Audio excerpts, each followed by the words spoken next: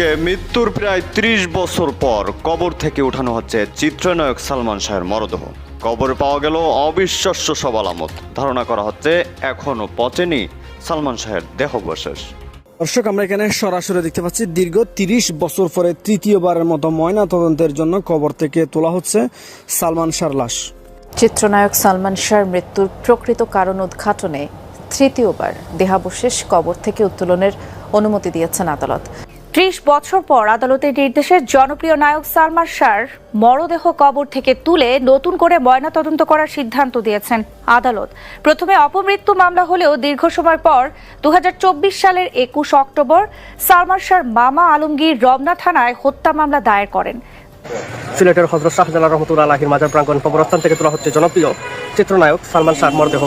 মৃত্যু ৩০ বছর পর চিত্রনায়ক সালমান শাহর মরদেহ কবর থেকে উত্তোলনের নির্দেশ দিয়েছে আদালত। দর্শক, এতক্ষণ দেখছিলেন সংবাদ শিরোনাম। এবার আপনাদের বিস্তারিত জানিয়ে দেব। শিরোনাম দেখি হয়তো বা অনেকেই ক্লিয়ার আজকে কি দেখতে চলেছেন। হ্যাঁ দর্শক, আকর্ষণীয় পাঠগুলো সামনে রেখেছি, তবে বিস্তারিত জানাবো। সেটা হলো দীর্ঘ ৩০ বছর পর আদালত থেকে কঠোর নির্দেশনা দেওয়া হয়েছে সালমান শাহর দেহাবশেষ কবর থেকে তোলার। দর্শক, এখন সবার ধারণা, রীতিমতো আদালতেরও ধারণা, যে সালমান শাহর যেই দেহ এখনও মাটিতে খায়নি, তাদের প্রাথমিক একটা চিকিৎসায় বা প্রাথমিক একটা টেস্ট ধরা পড়েছে তিনার দেহ এখনও নাকি ভালো আছে, এখনও ময়নাতদন্ত করা সম্ভব। দর্শক, কথা বলাবো না, আদালত থেকে কি বলা হয়েছে সেটা একটু জানবো, তারপর লাস্টে দেখব সেই আসল চিত্র। কথা বাড়াচ্ছি না, তবে এ বিষয়ে আরও গুরুত্বপূর্ণ তথ্যপত্র বেরিয়ে এসেছে। সালমান শাহ যে পিএস ছিল, সে আজকে সময় টিভিতে সাক্ষাৎকার দিয়ে কি বলেছে সেটাও দেখব। আশা করি আজকে সম্পূর্ণ ভিডিও দেখবেন, তাহলে বুঝতে পারবেন যে কি ঘটে গেল। তো দর্শক, একটা লাইক দিয়ে চ্যানেলটি সাবস্ক্রাইব করে রাখবেন। চলুন দেখে আসা যাক। মৃত্যু ৩০ বছর পর চিত্রনায়ক সালমান শাহর মরদেহ কবর থেকে উত্তোলনের নির্দেশ দিয়েছে আদালত। চলচ্চিত্র অভিনেতার মৃত্যুর রহস্য উদ্ঘাটনে নির্বাহী ম্যাজিস্ট্রেটের নির্দেশে লাশ উত্তোলন, সুরতহাল প্রতিবেদন তৈরি এবং ময়নাতদন্ত সম্পন্ন করার নির্দেশ দেওয়া হয়েছে। মামলার তদন্তকারী কর্মকর্তার আবেদনের পরিপ্রেক্ষিতে আজ এই আদেশ দেন ঢাকা মেট্রোপলিটন ম্যাজিস্ট্রেট আদালতের বিচারক। গত ২০ মে মামলার তদন্তকারী কর্মকর্তা সিআইডি পুলিশের পরিদর্শক জিয়াউল মোর্শেদ এই আবেদন করেন। দশক পেরিয়ে গেছে, কিন্তু প্রশ্নটি এখনো একই জায়গায় দাঁড়িয়ে, আসলে কি হয়েছিল সালমান শাহের? ৯০-এর দশকের তুমুল জনপ্রিয় এই চিত্রনায়কের রহস্যময় মৃত্যু নিয়ে অসংখ্য তদন্ত, বিতর্ক, দাবি আর পাল্টা দাবির পর এবার মামলায় এসেছে নতুন মোড়। প্রায় ৩০ বছর পর আবারও কবর থেকে তোলা হবে সালমান শাহের দেহাবশেষ। উদ্দেশ্য একটাই, সময়ের স্তরে চাপা পড়ে থাকা কোনো অজানা ক্লু, কোনো অজানা সত্য কিংবা মৃত্যুর প্রকৃত কারণের নতুন কোনো সূত্র খুঁজে পাওয়া যায় কিনা। যে মৃত্যু আজও কোটি ভক্তের মনে প্রশ্ন হয়ে বেঁচে আছে, সেই রহস্যের জট খুলতেই আবারও আলোচনার কেন্দ্রবিন্দুতে সালমান শাহ।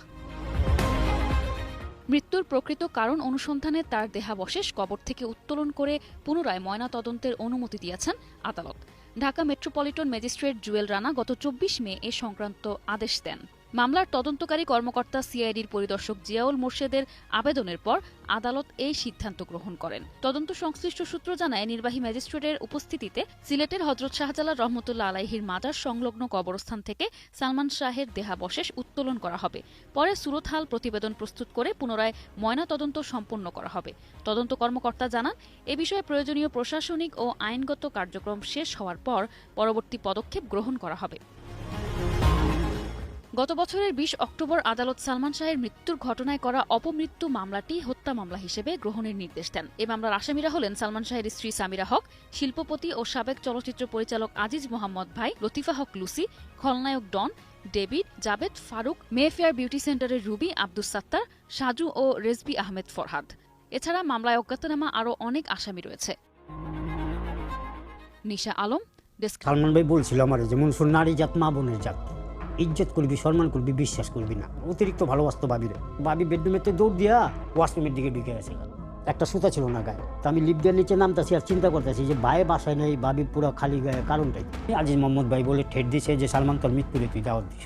আমি ফিল্মে ঢুকছি 1988 তখন সোহান ভাই নতুন আর্টিস্ট নিয়ে, নতুন মুখ নিয়ে কেমন থেকে কেমন ছবির শুটিং চলে, 20% কাজ শেষ, 80% কাজ বাকি। ওই টাইমে আমি ঢুকছি, প্রোডাকশনে কাজ করতেছি। এক পর্যায়ে হিরো আমার খুব ব্ল্যাক করছে, পছন্দ করছে, বলে যে মনসুর, আমার তো একটা লোক প্রয়োজন, তুমি আমার সাথে থাকবা।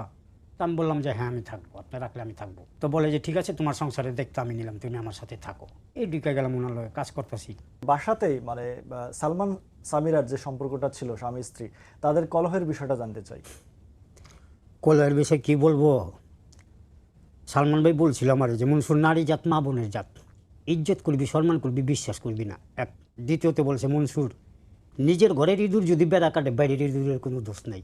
এই যে বাসায় তোর ভাবি আমার মাইন্ড করে, সন্দেহ করে শুধু শুধু, তুই তো আমার সাথে থাকিস, তুই দেখিস কার সাথে কথা বলি, কার সাথে বসে আলাপ করি, কোথায় যাই তুই সাথে থাকিস না? হ্যাঁ ভাই থাকি।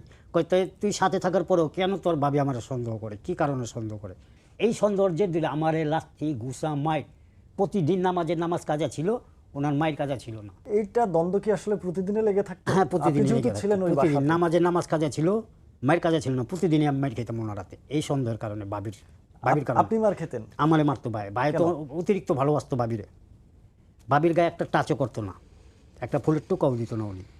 ওই ভাবির জিদ আমার উপরে দিয়ে দিত। সালমান শাহর সঙ্গে সালমান শাহর মায়ের সম্পর্কটা কেমন ছিল, মানে তাদের সাথে কি মা ছেলে সম্পর্ক কেমন থাকতে পারে? বিভিন্ন গণমাধ্যমে বিভিন্ন সাক্ষাৎকারে আমরা দেখি সামিরার যে মার সাথে তার ভালো সম্পর্ক ছিল না, এটি আসলে কতটা সত্য? না না না, মার সাথে, মা তো মাই, মার সাথে ভালো সম্পর্ক কোন ছেলে কোন মার না থাকে বলেন? মা যদি চড়ো মারে মা শাসন করে, মা যদি একটা কুটুকটো হয় মা ওটা বুঝায়, কিন্তু মার লগে কোনো দ্বন্দ্ব ছিল না ওনার মার সাথে। দ্বন্দ্ব ছিল হলো ভাবির সাথে আর ভাইয়ের মার সাথে। আপনি তো 4.5 বছর ছিলেন তার সঙ্গে, সালমান শাহ কি আসলে আত্মহত্যা করতে পারেন?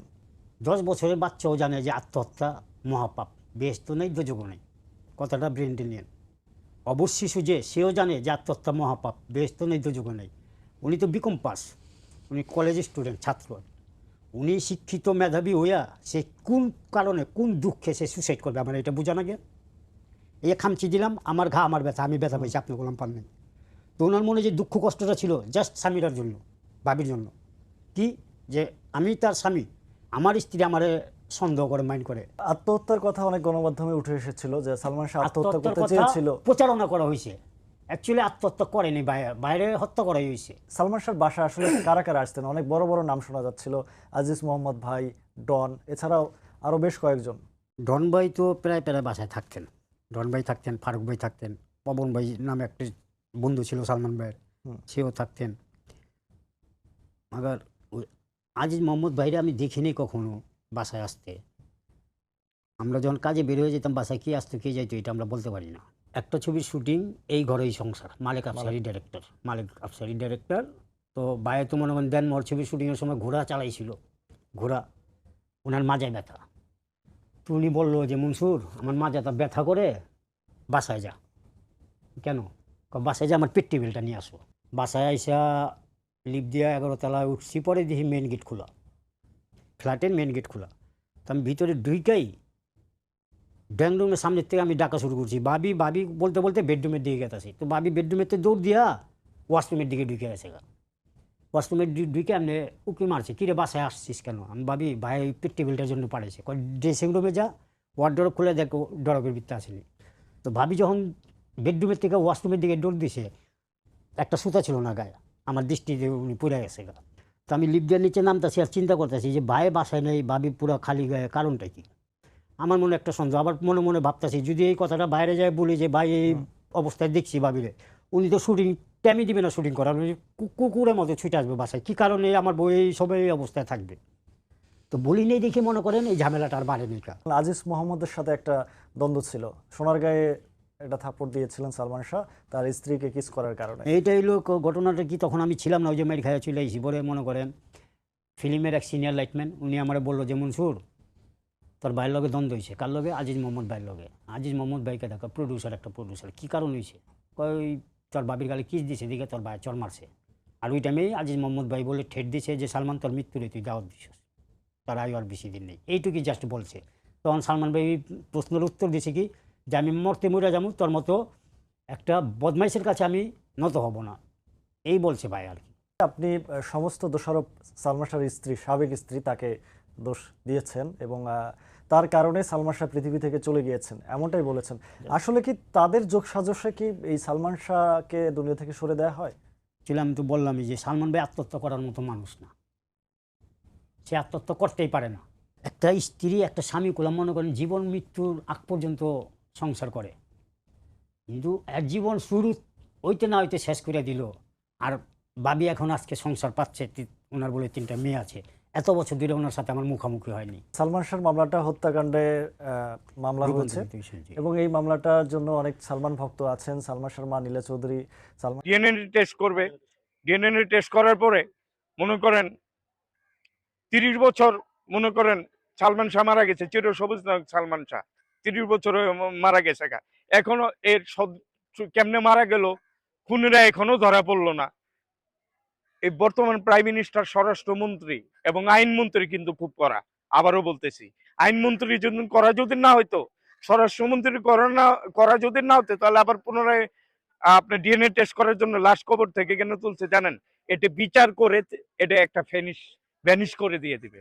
ঠিক আছে, সেই বিষয়ে শিল্পী সমিতি কোনো ব্যবস্থা নিয়েছে কি?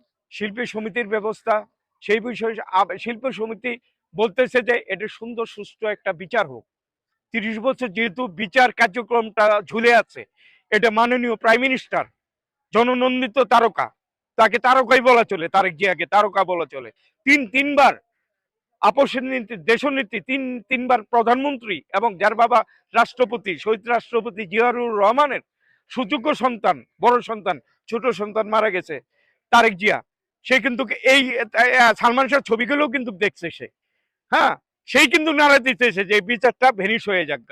এবং যারা মানে যারা আসামি, তাদেরকে আইনের আওতায় এনে প্রকাশ্যে, আইনের আওতায় নিয়ে এসে প্রকাশ্যে, আমি মনে করি বাইতুল মুকাররমে, প্রকাশ্যে কি স্টেডিয়ামে তারেক জিয়া প্রাইম মিনিস্টার বসে থেকে তাদের ঝুলায় মারা হোক।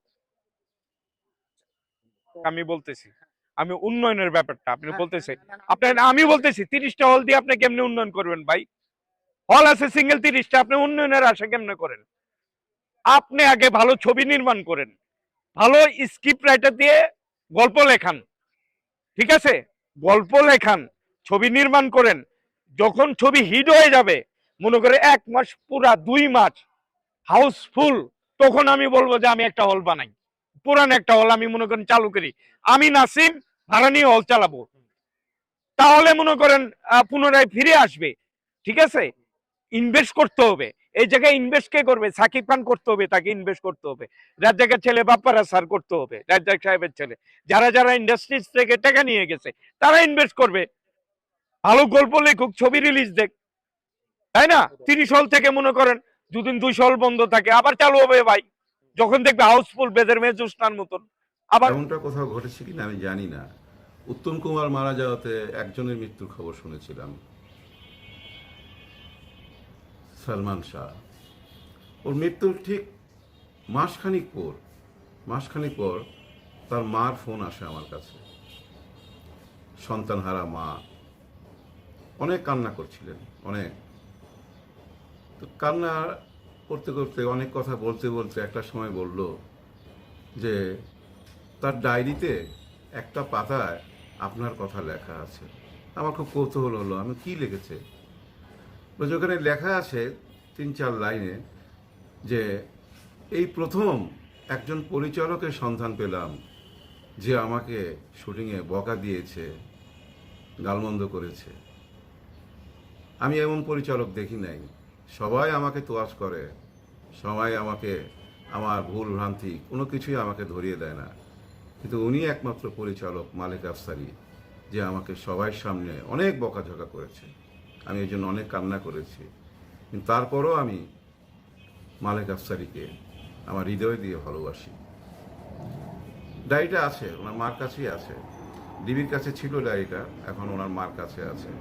আমি জানি এই সন্তানহারার মা কতটা ব্যথা বুকে নিয়ে আজ প্রবাসে দিন যাপন করছে। বকাটা কেন দিয়েছিলাম সে গল্পটা বলি। আমার এই ঘরে সংসার ছবির প্রথম দিন শুটিং, সেদিন ঝিকাতলায় আমার এক বোনের বাসায় শুটিং করছিলাম। ওই বোনের বাসায় ছাদে আমি সেট ফেলেছিলাম, যে ঘরটা দেখেন সালমান শাহ, ওটা ছাদে তৈরি করা। তো শুটিং হচ্ছে, শুটিং স্পটে সেদিন ছিল রোজি ছিল, খলিল ভাই ছিল, নাসির খান ছিল, তন্দ্রা ভাবি ছিলেন, তমালিকা ছিল। তো দর্শক দেখছিলেন খুব গুরুত্বপূর্ণ প্রতিবেদন। এতক্ষণ আমাদের সাথে থাকার জন্য ও দেখার জন্য সবাইকে ধন্যবাদ জানাচ্ছি। দর্শক এখন এই বিষয়ে আপনাদের মতামত কি একটু কমেন্টের মাধ্যমে জানান। আর হ্যাঁ, এতক্ষণ যারা দেখেছিলেন আশা করি সম্পূর্ণ ভিডিওই দেখেছেন। তো এই বিষয়ে আপনাদের মতামত অবশ্যই চাই। আর হ্যাঁ, পরবর্তীতে এর থেকেও গুরুত্বপূর্ণ নিউজ আপডেট আসতে চলেছে, যেটাই নিউজে দেখানো উচিত ছিল আমাদের, সময় সংক্ষেপের কারণে আপনাদের সামনে তুলে ধরতে পারিনি। তো পরবর্তীতে এটা আসতে চলেছে, তাই চ্যানেলটি সাবস্ক্রাইব করে পাশে রাখা বেল আইকনটি বাজিয়ে দিবেন। তো দর্শক ভালো থাকুন, সুস্থ থাকুন, দেখা হচ্ছে খুব দ্রুত। আল্লাহ হাফেজ।